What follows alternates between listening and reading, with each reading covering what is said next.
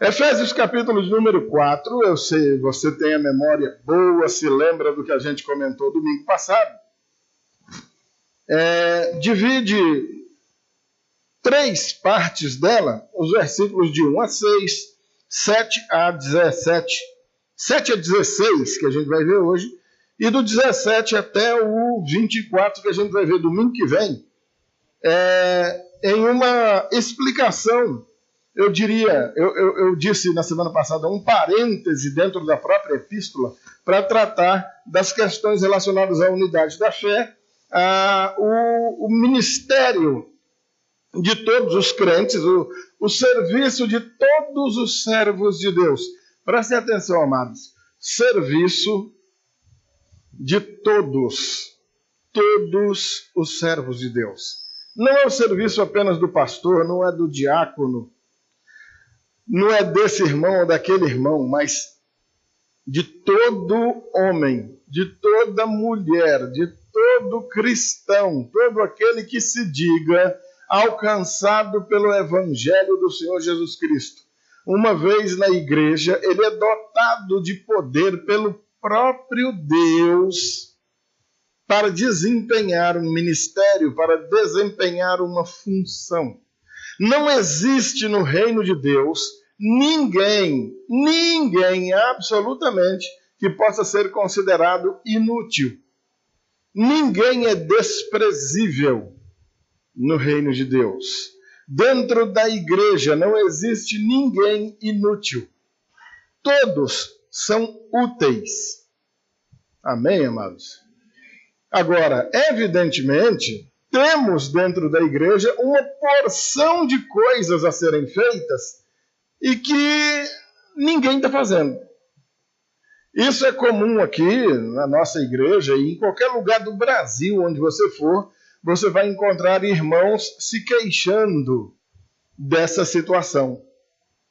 Porque até hoje nós temos entre os cristãos aqueles que não tiraram da cabeça uma ideia medieval, da igreja medieval, principalmente nós, descendentes dos ibéricos, de portugueses, de espanhóis, que temos entranhado na nossa cultura uma certa tradição religiosa que, para tirar isso da nossa alma, é difícil. Em alguns casos, é até impossível. A pessoa vai viver aqui servindo a Deus aí ao seu modo, aos trancos e barrancos, vai morrer, vai para o céu, mas vai prestar um serviço bem chulezinho na igreja. Isso quando prestar um serviço, que alguns deles não vão prestar serviço nenhum, em virtude dessa cultura, dessa tradição medieval, que inculcava na cabeça do cristão que bastava que ele fosse à missa de vez em quando, fizesse lá uma confissão e comesse uma hóstia e pronto, estava tudo resolvido. Isso ele ia 1 ou 2 vezes na vida. E no meio evangélico não é muito diferente. Nós temos até os dias de hoje gente congregando conosco, e você vai encontrar isso em todas as igrejas, que imaginam que seja mais ou menos a mesma coisa. Basta ir ao culto de vez em quando. Tanto que é costume nosso, inclusive, dizer: eu frequento a Igreja Batista lá em União. Não, como frequenta? Você visita lá de vez em quando? Não, eu sou membro lá, eu me batizei, eu fui batizado lá. Ué, se você foi batizado lá, como é que você diz que frequenta? Você não frequenta a igreja, você não foi chamado para frequentar uma igreja. Você frequenta um lugar que não é teu. Por exemplo, você frequenta a sua casa? É claro que não. Na sua casa você mora. É a tua casa. Então como é que você abre a boca para dizer que frequenta aqui? Então você é um visitante aqui? Você está visitando aqui há anos, é isso? Não, nós não somos chamados para frequentar a igreja, nós somos chamados para ser a igreja. Você é membro de um corpo. Cada um de nós é um tijolinho dessa obra. E esse tijolo fora do prédio, ele não é um pedaço do prédio, ele é só um tijolo. Daí, queridos, É dessas situações que surgem confusões no meio do povo de Deus, já partindo da má compreensão acerca de quem eu mesmo sou na igreja. Aí eu não compreendo quem eu sou, eu não compreendo quem é o meu irmão, eu não compreendo o que é ou quem é o pastor, e isso vai culminar numa situação terrível de não compreender quem é Deus, quem é o Senhor Jesus, que inclusive é um dos tópicos aqui do nosso sermão hoje, o conhecimento à medida da estatura perfeita de Cristo, da plena estatura de Cristo, o conhecimento adequado de quem seja Ele, o que o Senhor Jesus tenha realizado mesmo na igreja e o que Ele continua realizando até os dias de hoje. É preciso, e isso dá muito trabalho para nós, arrancar da nossa alma tudo quanto está impregnado de maus ensinos que nós recebemos ao longo de uma vida inteira, para que depois a gente possa então colocar o ensino verdadeiro e você então se desenvolva nele plenamente. Agora, nesse processo de arrancar o que foi colocado errado, meus amados, aí é tanta dor que é causada. Esse mau ensino, esse falso ensino parece que entra igual esporão de arraia. Para entrar uma facilidade tremenda, mas para sair, pensa numa dificuldade. Vamos ler o texto para que a gente comece a expô-lo. Quem chegou agora? Efésios capítulo 4, a partir do versículo de número 7. Muito bem, essa irmã Loura não é só não, menino. Muito bem, irmã Loura, dê aí um excelente exemplo para essa turma aí. Leu e ainda vai ler de novo, né? Ela não é mole, não. Efésios capítulo 4, a partir do versículo 7. O santo ministério e o serviço dos santos na igreja, evidentemente, né? E a graça foi concedida a cada um de nós segundo a proporção do dom de Cristo. Por isso diz, quando ele subiu às alturas, levou cativo o cativeiro e concedeu dons aos homens. Ora, o que quer dizer subiu? Senão que também havia descido até as regiões inferiores da terra.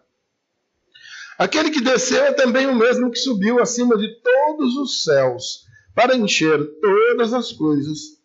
E ele mesmo concedeu uns para apóstolos, outros para profetas, outros para evangelistas, e outros para pastores e mestres, com vistas ao aperfeiçoamento dos santos para o desempenho do seu serviço, para a edificação do corpo de Cristo, até que todos cheguemos à unidade da fé e do pleno conhecimento do Filho de Deus, à perfeita varonilidade, à medida da estatura da plenitude de Cristo, para que não mais sejamos como meninos, agitados de um lado para o outro, levados ao redor por todo o vento de doutrina, pela artimanha dos homens, pela astúcia com que induzem ao erro.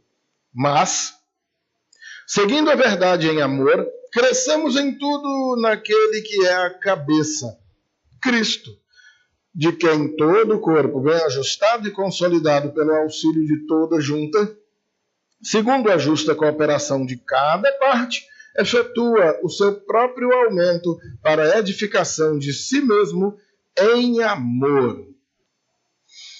O texto começa dizendo que a cada um de nós foi concedida uma graça, e essa graça na medida do dom de Cristo. Já começa dizendo que a cada um foi dado. Então, de cara, a gente já vai entender que não houve quem ficasse de fora desse grupo de irmãos que não tenha recebido graça ministerial alguma. Há uma diferença entre caris, graça salvífica, e carismata, os dons, ou a ação graciosa no desempenho do serviço da igreja, uma diferencinha entre a graça salvadora do Senhor Jesus que se revelou a nós e essa graça manifestada em dons para que nós venhamos a desempenhar os trabalhos que o Senhor tem determinado para nós. Mas isso é muito teológico para a gente explicar aqui de púlpito. Em outras ocasiões, em aula de estudo bíblico, na escola bíblica dominical, a gente vai explicar isso melhor. Por hora, eu quero que apenas entendam isso. Não houve um crente, eu estou falando dos crentes, se você crê, você está no meio, que não tivesse recebido essa graça como um dom ministerial, segundo, veja bem, uma medida que o próprio Cristo determina.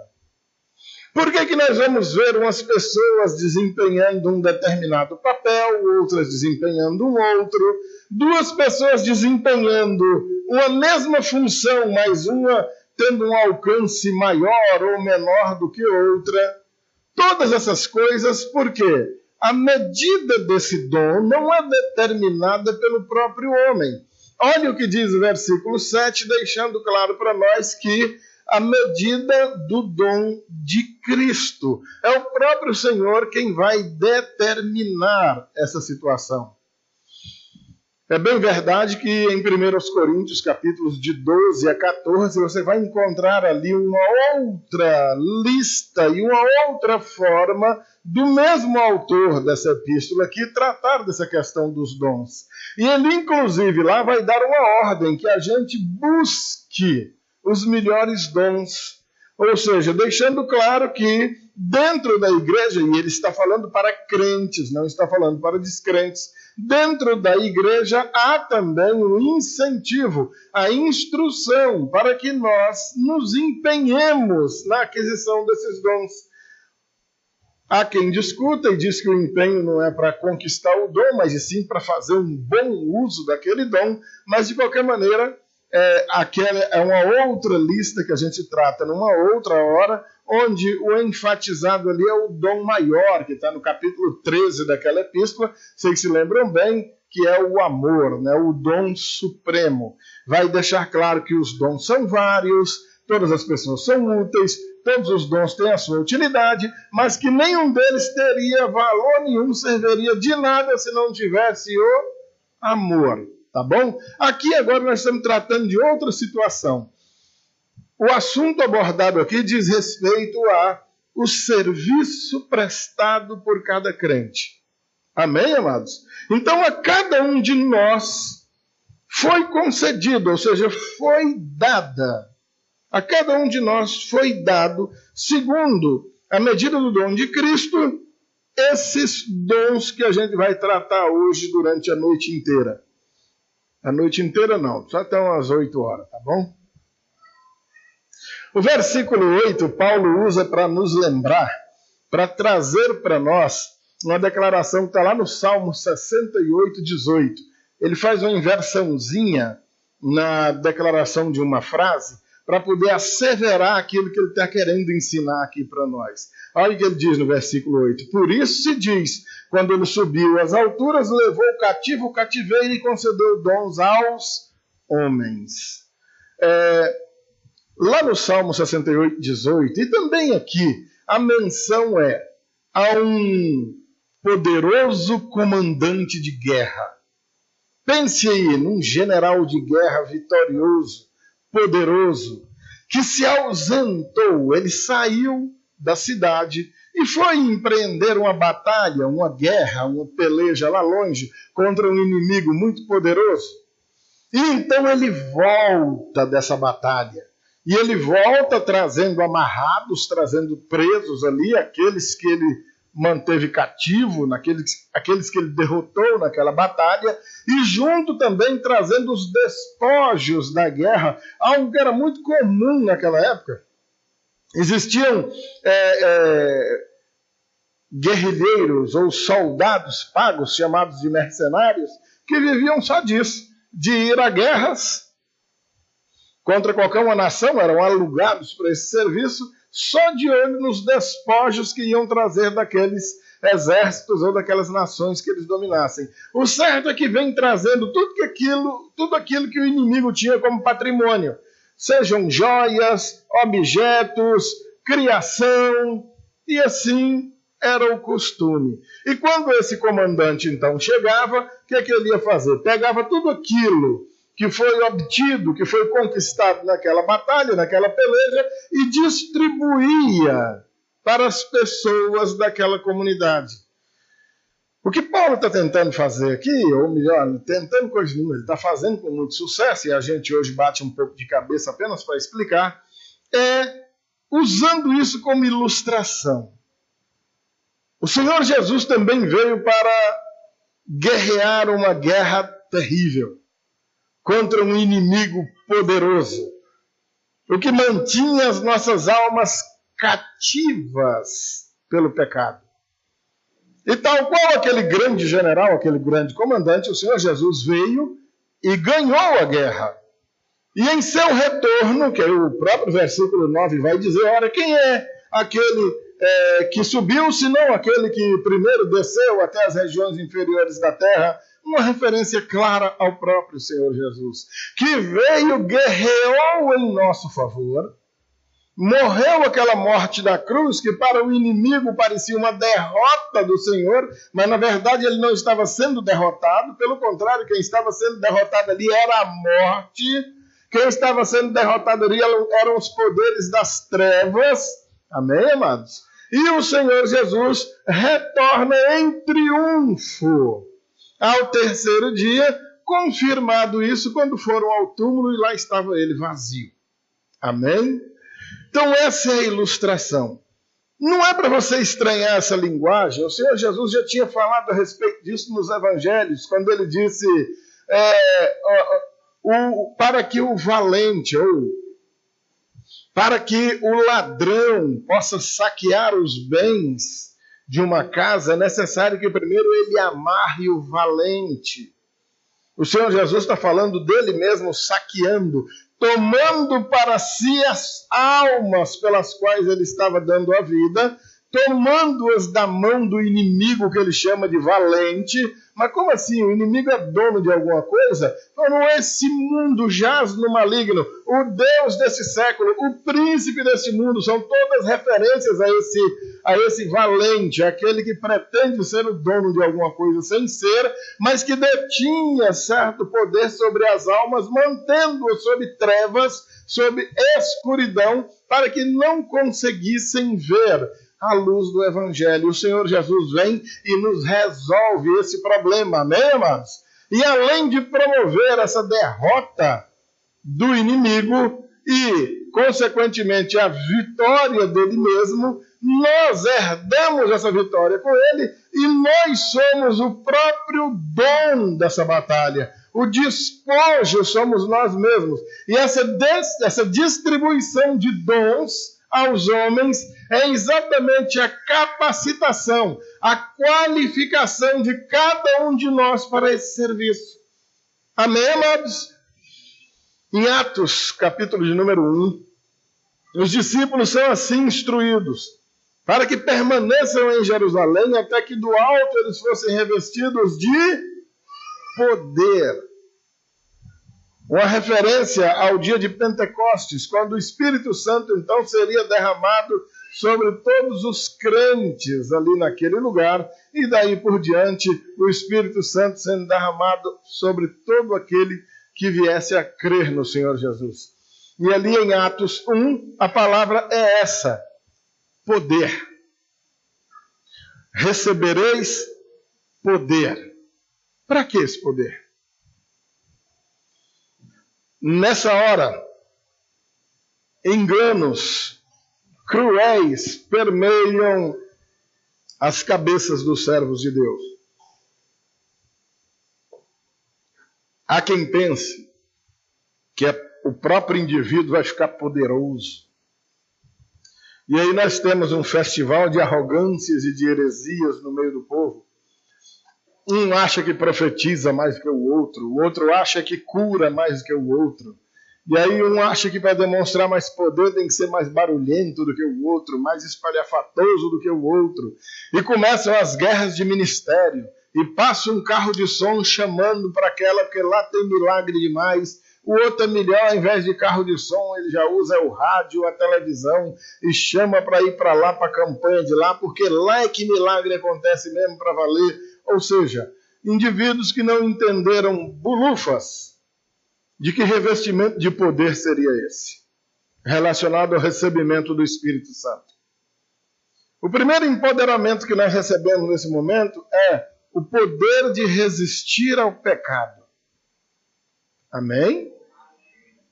Você acha que é pouca coisa? Ô amado, é muita coisa. Nós não precisávamos ter recebido mais nada. Só o poder de resistir ao pecado já estava bom demais. Porque desse pecado, antes nós éramos escravos. Ele nos escravizava. Você já parou para pensar nisso? E agora você não é mais escravo. Oh, meu querido. Glória a Deus. Que diferença, hein? Agora, daí vem outras situações. Agora vem a condição de compreender a palavra de Deus, que anteriormente nós não tínhamos. O desejo de ouvir a palavra de Deus e não sair correndo, fugindo dela, fugindo dos crentes, além de compreendê-la. A capacidade, então, de pregar, abrir a boca e anunciar o Evangelho, seja a uma pessoa sentada do nosso lado, seja um auditório com 10, 15, 20 mil, 100 mil pessoas. Tudo isso, essa capacitação, esse empoderamento que o Espírito Santo veio dar ao homem. Amém, amados? No capítulo 3, versículo 8, o próprio apóstolo Paulo fala acerca do dom que ele mesmo recebeu. Vamos matar a saudade? Olha aí, 3:8. A mim, o menor de todos os santos, me foi dada esta graça de pregar aos gentios o evangelho das insondáveis riquezas de Cristo. Cada um recebeu um dom. Paulo está falando acerca do dom que ele mesmo recebeu. Ó, estão vendo aí? Não é pouca coisa, né? Esse era o dom de Paulo, o dom de pregar aos gentios. E o seu, qual é? Pastor, ainda não sei. Olha, eu gosto disso, eu gosto daquilo outro. Opa, já deu um passo no sentido ou na direção da gente descobrir esse dom. Vamos descobri-lo, vamos ajeitá-lo e vamos botar ele para funcionar. Amém? O verso 10 encerra essa sessão. Aquele que desceu é também o mesmo que subiu acima de todos os céus para encher todas as coisas. É uma declaração da soberania, a soberania do Senhor. Ele é soberano sobre tudo e sobre todos, em todas as épocas e em qualquer lugar.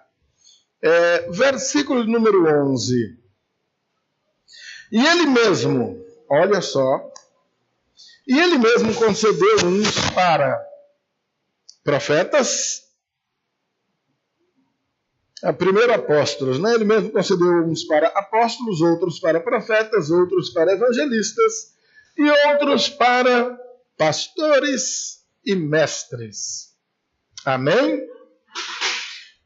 Primeiro grupo aí, amados, os apóstolos. Aqui a gente precisa gastar um pouquinho de tempo para que você esteja sendo vacinado contra um equívoco dos nossos dias que tem sido muito cruel. Você liga a televisão, tem lá um apóstolo pregando. Você visita uma igreja de um familiar, de um parente, está lá um apóstolo também. Você só não vai ver apóstolo aqui. Garanto para você que aqui você não vai ver nenhum. Que aqui nós somos regidos por um outro lema. A gente diria, como diz o Augusto Nicodemos, de apóstolo bom é apóstolo morto. Por que, amados? Não existem mais apóstolos. Quando você vê um apóstolo em pleno século XXI, aquele cidadão, lamentavelmente, está dando uma declaração pública de que não faz a menor ideia do que seja o Evangelho, e ele também não faz uma ideia nem de longe do que tenha sido um apóstolo.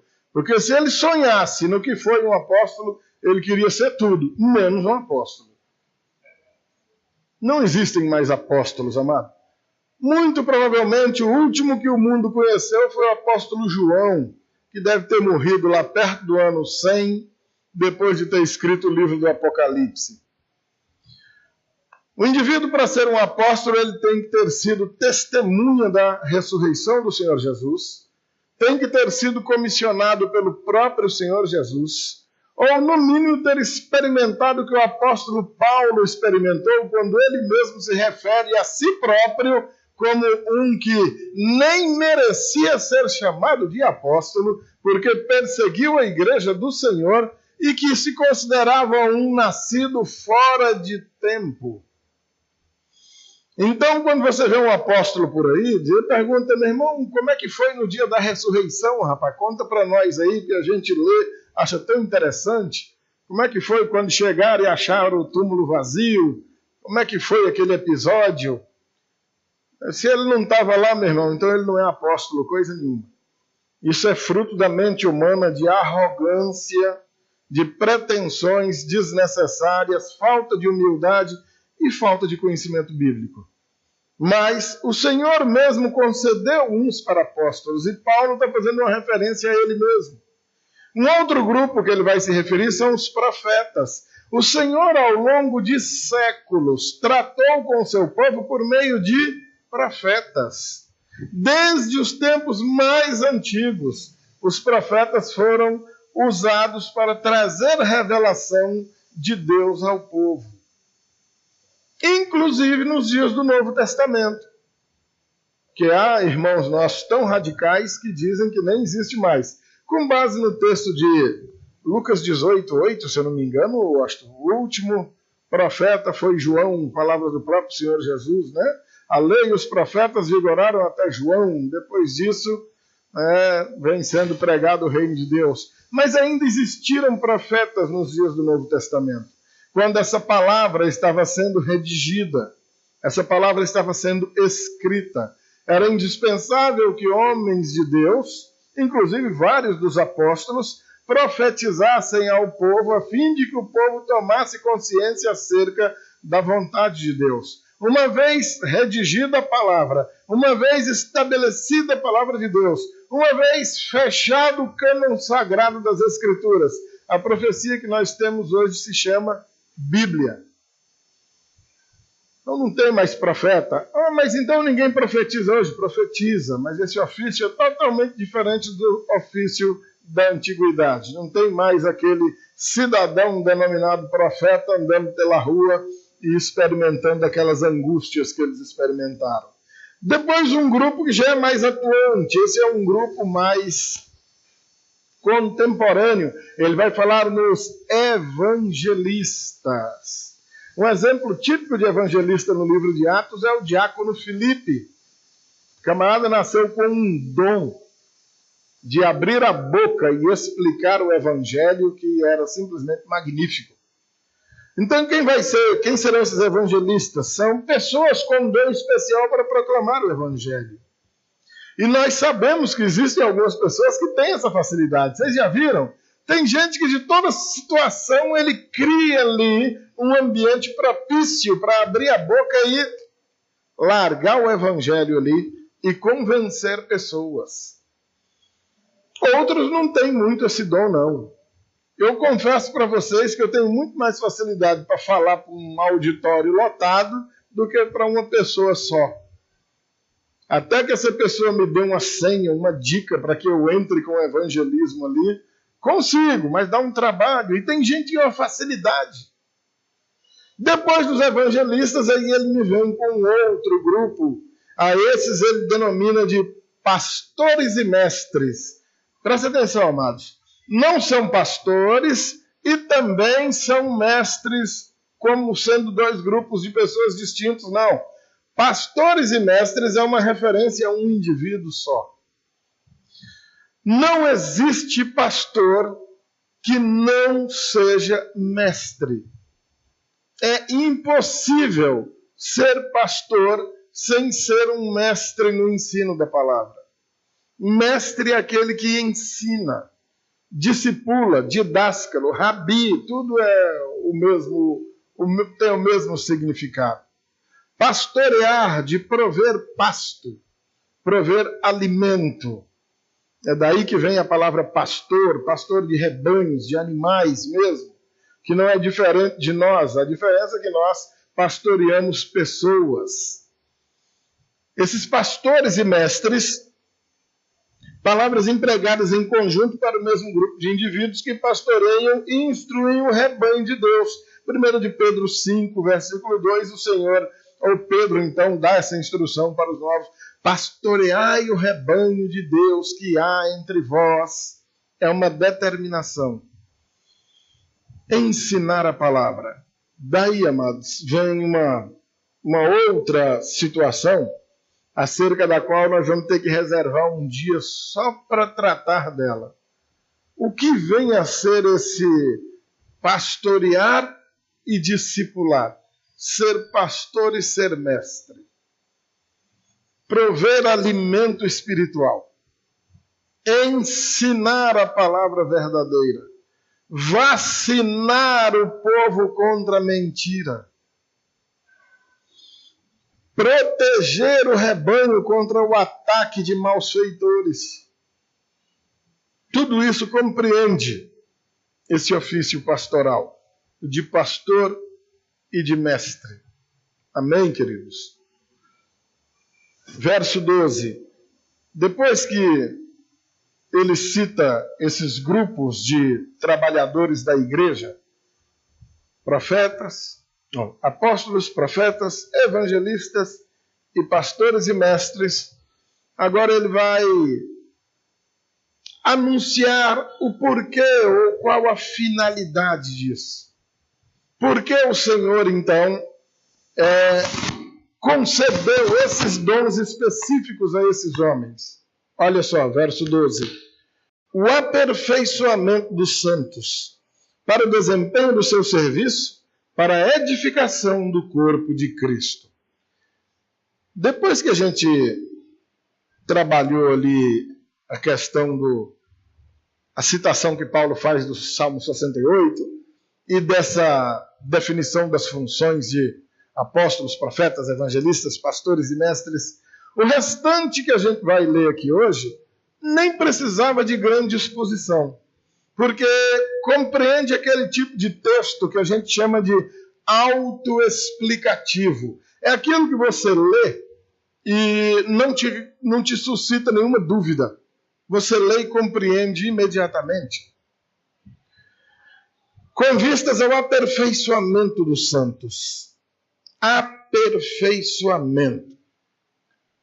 Tudo quando nasce, ou quando se cria, se nasce infante, ou é criado em escala experimental, ou com pouco uso, ou com condição ainda a ser aperfeiçoada.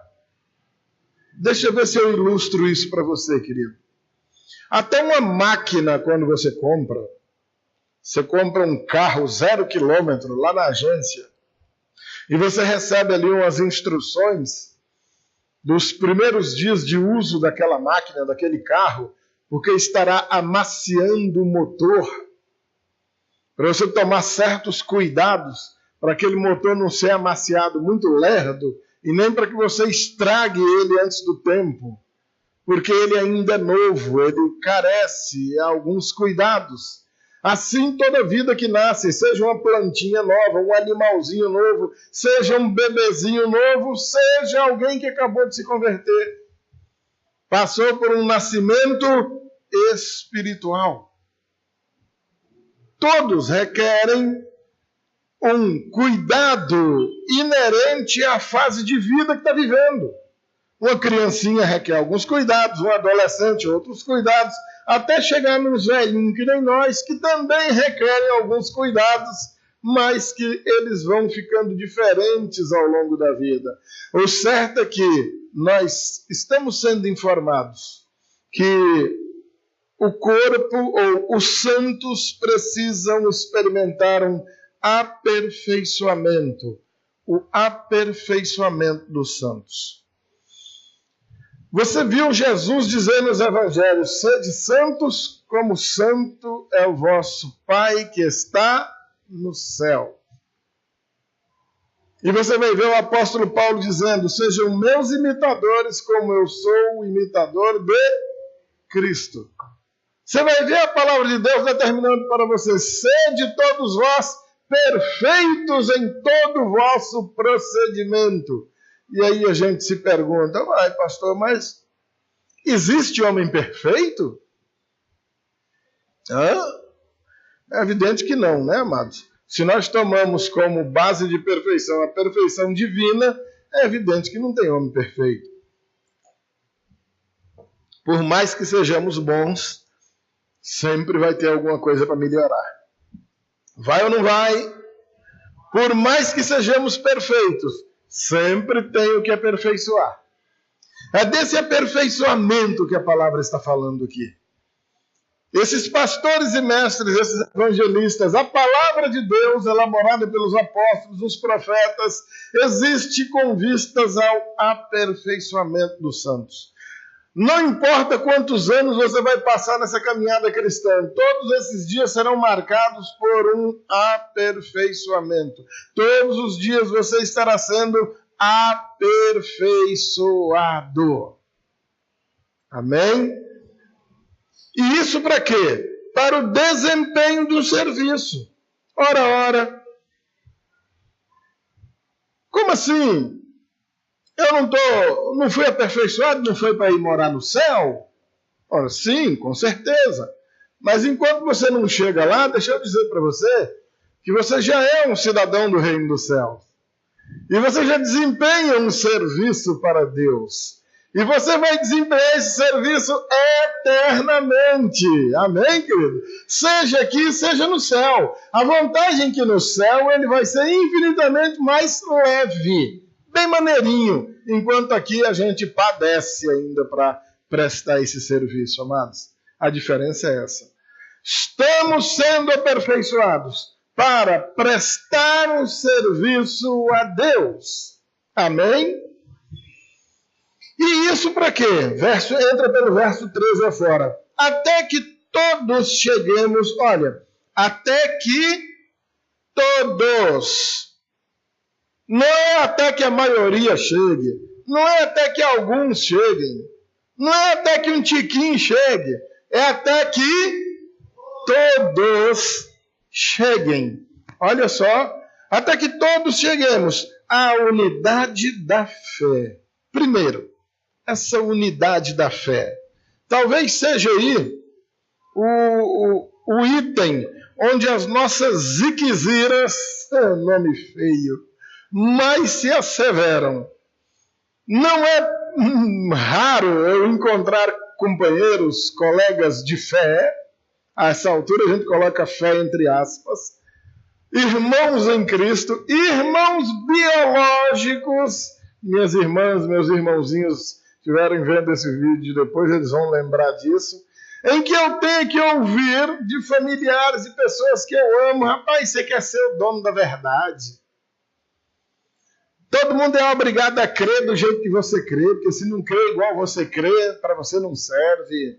Isso, evidentemente, eles dizem quando eu estou combatendo de modo ferrenho as heresias em que, vez ou outra, eles estão crendo.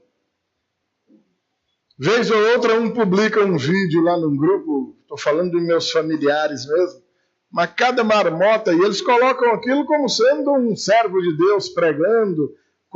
Para eles aquilo é um pastor, aquela palavra é evangelho. E quando eu digo, nem esse cara é evangelho, nem essa palavra aí é evangelho, ficam bravos demais. E as acusações são essas que eu falei aqui. É só você que sabe, é só você que tem razão. Não é só eu que sei, não.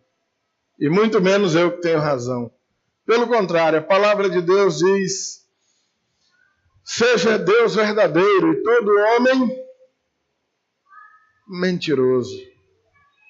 Mas, amados irmãos, nós estamos vivendo, talvez, um período que os antigos profetas nem sonharam. É chato a gente dizer, olha, nós estamos vivendo os piores momentos, porque os profetas antes de Jesus já diziam isso.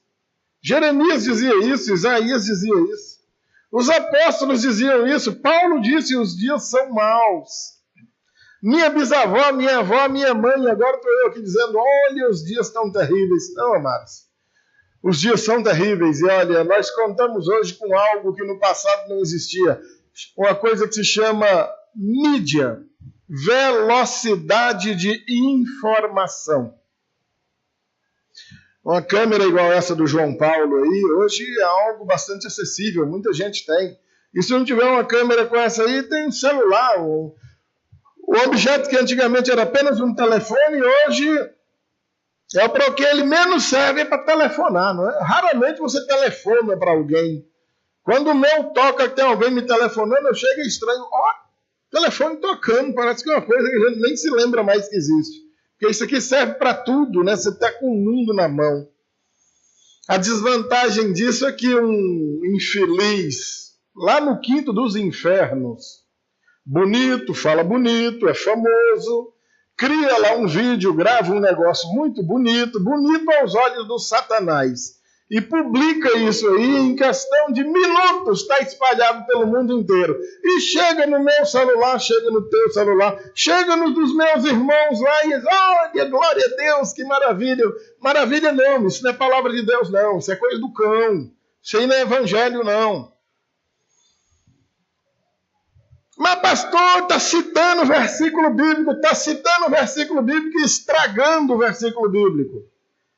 Isso não é palavra de Deus. Deus nunca determinou isso. Ele nunca ensinou esse tipo de coisa. Daí, amados irmãos, falar agora em unidade da fé é praticamente pronunciar um palavrão. Porque os dias agora pedem o politicamente correto.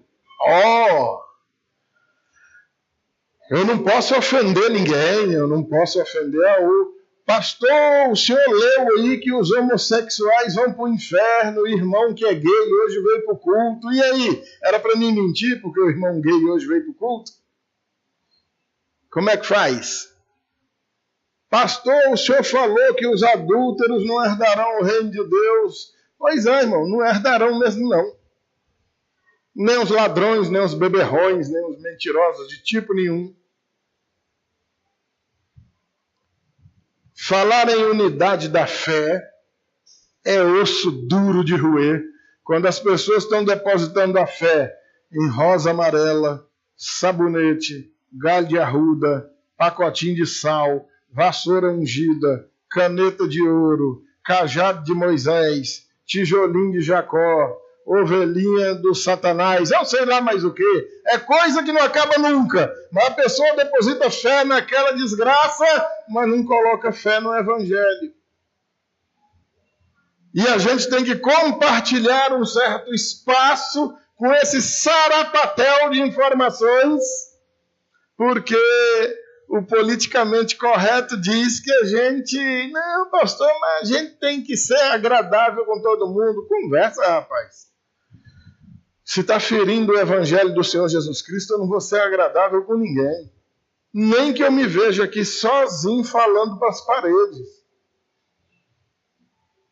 Então, amados, com vistas ao aperfeiçoamento dos santos, para o desempenho do serviço, até que todos chegamos à unidade da fé, requer a ação direta e ineficaz do Espírito Santo de Deus agindo entre nós, porque só com as belas palavras do pastor nada vai acontecer, não. E ainda, até que todos cheguemos também ao pleno conhecimento do Filho de Deus. Aquilo que eu falei mais cedo, afinal de contas, quem é Jesus? Meus amados irmãos, estão usando Jesus para cada coisa que dá nojo. Transformaram Jesus numa espécie de amuleto de sorte. Escrevem Jesus na camisa I love Jesus, bota um coraçãozinho muito bonito. Mas vive de acordo com o Senhor Jesus? Vive de acordo com o que o Senhor Jesus determinou?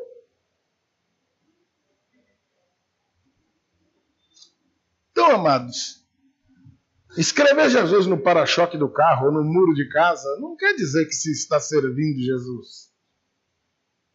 Nem de brincadeira. Conhecer Jesus é saber, ter a noção exata de que Ele é o Filho de Deus, o Verbo encarnado que veio.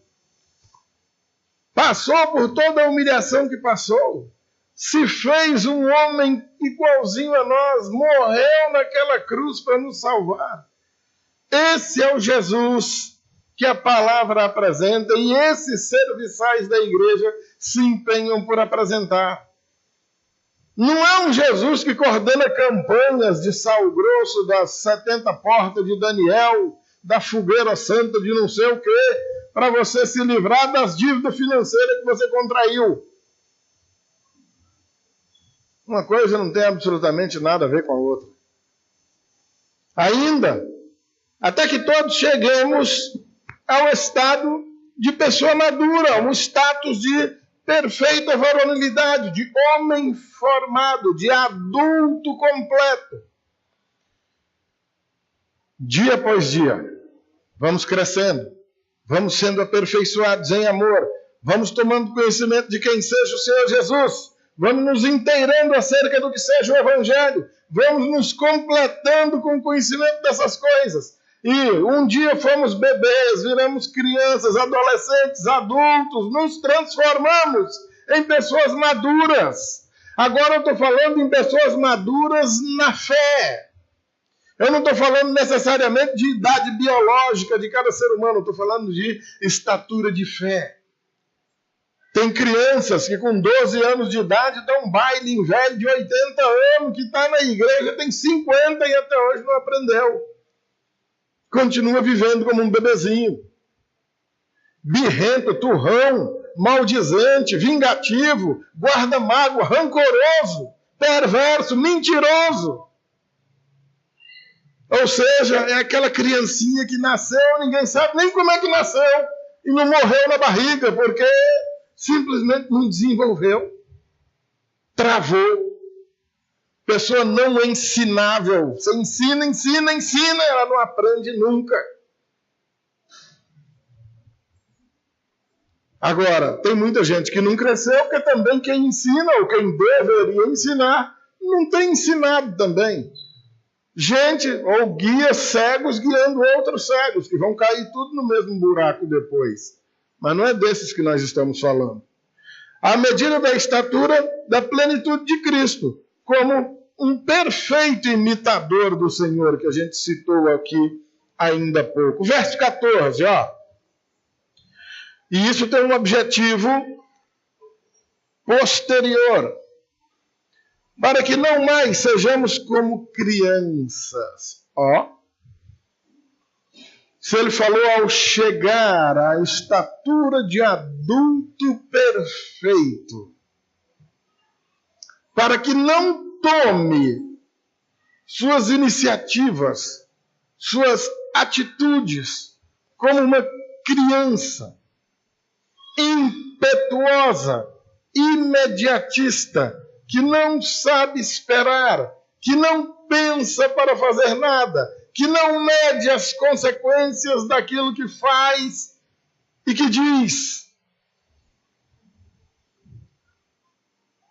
A criança tem o seu tempo pré-estabelecido para ser criança. Passou um determinado tempo, não dá mais para continuar sendo criança. Eu adoraria ter 15 anos de idade, mas não tem mais como. Não sejamos como crianças e as características, arrastados pelas ondas e levados de um lado para outro por qualquer vento de doutrina. A criança é assim. Hoje ela tem um grupinho de amigos que gosta de brincar na praça. Amanhã ela arruma um outro amiguinho novo que gosta de jogar bola. Amanhã ela arruma uns outros amiguinhos que já gostam de ir namorar. Depois arruma uns que gostam de ir ali para outra pracinha onde o pessoal vai para fumar uma droguinha. E outra, depois vai para uns outros companheiros que já gostam de fazer uns assaltozinhos. E nós, como pais, o que sobra para nós? Está prestando atenção nisso. Uma vez que somos responsáveis pela criação deles. Somos responsáveis pelo futuro deles. O que nós estamos tratando? Do grupo de pessoas empoderadas por Deus para cuidarem do rebanho de Deus, a fim de que todas essas coisas se realizem. Como pastor e mestre de uma igreja, a competência do indivíduo diz respeito a que esses novos que vêm chegando estejam sendo acompanhados e estejam crescendo para o desempenho de todo esse serviço também, e atinjam a estatura de adulto perfeito e não sejam como crianças levados de um canto para outro, de um canto para outro, tocados como que pelo vento atrás de qualquer vento de doutrina. Hoje a pessoa está aqui e ouve a palavra conosco. Amanhã ela está em casa e liga a televisão no R.R. Soares. No sábado vai ver o Malafaia. Em outro dia visita um parente na outra igreja acolá. Quando volta para aqui no domingo de novo que me ouve, ou fica louco, arrependido da volta que deu durante a semana, ou olha para minha cara e me vê com a cara do próprio cão, vai embora e não volta aqui nunca mais. Porque a cabeça da pessoa vira uma zabumba. Porque o que eu tenho para pregar não tem nada a ver com o que Malafaia prega. O que eu tenho para pregar aqui não tem nada a ver com R.R. Soares. O que eu tenho para pregar aqui segue totalmente na contramão de Valdemiro Santiago. Não tem como você ouvir a mim e ouvir esses indivíduos depois. Você vai ficar louco. E isso vai atrapalhar o teu crescimento. E você não vai ser um adulto espiritual nunca, vai ser uma criancinha a vida inteira. Porque quando começa a aprender, dá 2 passos para frente, dá 4, 5 para trás. Vocês estão entendendo, meus amados irmãos? Vocês conseguem ouvir esses indivíduos dos quais eu falei e não conseguem detectar que o conteúdo que eles pregam é herético? Por quê? Porque ainda não conseguiram entender o que a gente prega aqui.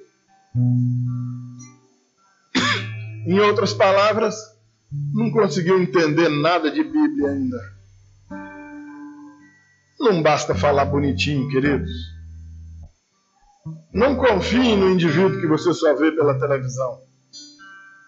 Você não sabe quem é ele. Não faz a menor ideia. Ainda, para que não mais sejamos como crianças, além de arrastados por qualquer vento de doutrina, seduzidos pela artimanha das pessoas, pela astúcia com que elas induzem ao erro. Está no versículo número 14.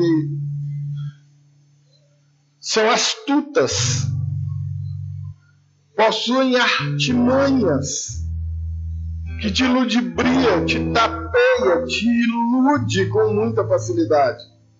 Eu já falei para você que parece demais com o Evangelho, mas não é.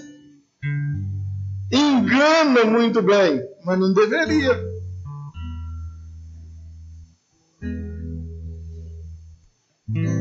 Verso 15.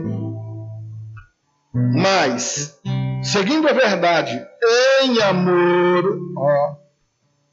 cresçamos em tudo naquele que é a cabeça. Quem é a cabeça? Cristo. Crescemos em tudo. Em tudo mesmo. Em quantidade, em qualidade. Na produção de todo o fruto do Espírito Santo. Não adianta produzir alguns e outros não. Não adianta produzir todos e não produzir um. Naquele que é a cabeça, Cristo. Amados, Jesus precisa ser o comandante. Se ele não estiver comandando esta vida, se realmente ele não for a cabeça, nada feito, amados. Todo o corpo estará em tremenda dificuldade.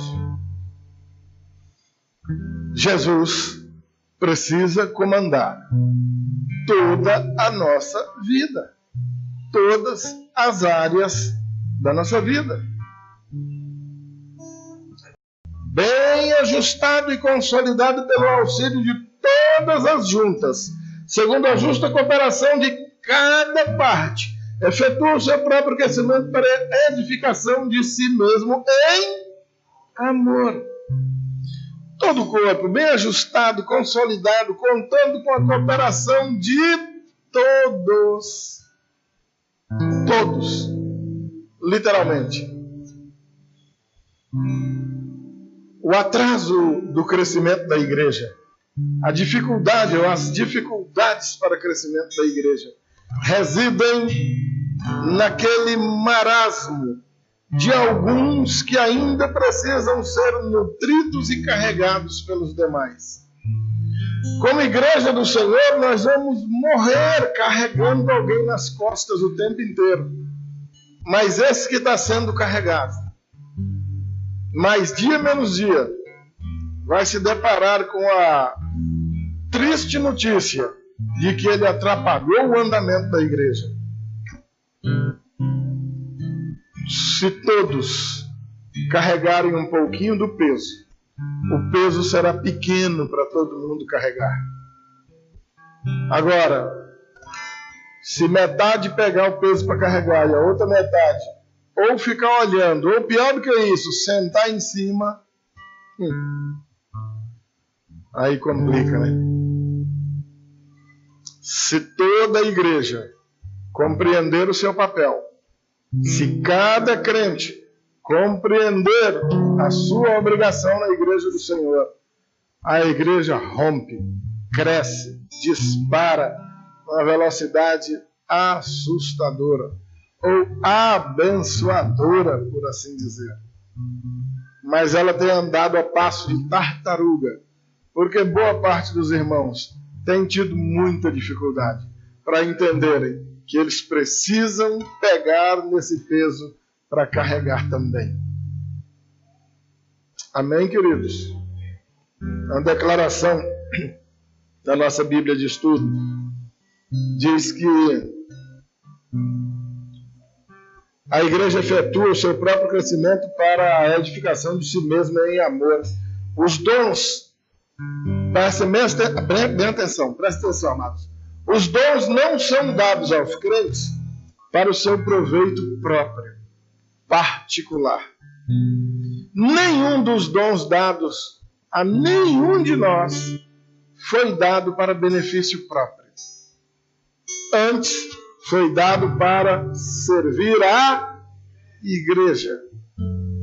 Ninguém consegue crescer e chegar à maturidade isoladamente. No passado, havia uns indivíduos chamados eremitas ou ermitões. Quem já ouviu falar num eremita? Ninguém conhece um eremita? Ouviu falar, talvez o mais famoso deles, o Santo Antônio, né? O que os eremitas faziam? Eram homens que descobriam o Evangelho, eles se convertiam a Cristo, mas quando eles viam a pecaminosidade da cidade, o que eles pensavam? É impossível eu viver no meio desse povo sem pecar. Aí o que eles faziam? Iam embora para o deserto, viver sozinho no deserto, isolados. E lá havia uma assombração, anjo, demônio, morriam de fome, comido por fera, acontecia de tudo, porque imaginavam que para levar uma vida plena servindo a Deus, eles tinham que se isolar, porque no meio da comunidade eles não conseguiriam parar de pecar. Ou seja, entenderam nada. Ser igreja, ser servo do Senhor é viver servindo uns aos outros, servindo e sendo servido pelos irmãos, orando e recebendo oração, consolando e sendo consolado, perdoando e sendo perdoado. Isso é o viver em igreja. E ainda a maturidade ideal só se chega quando todos os crentes também alcançam essa maturidade. Quando em Romanos 12:15 Paulo instrui assim: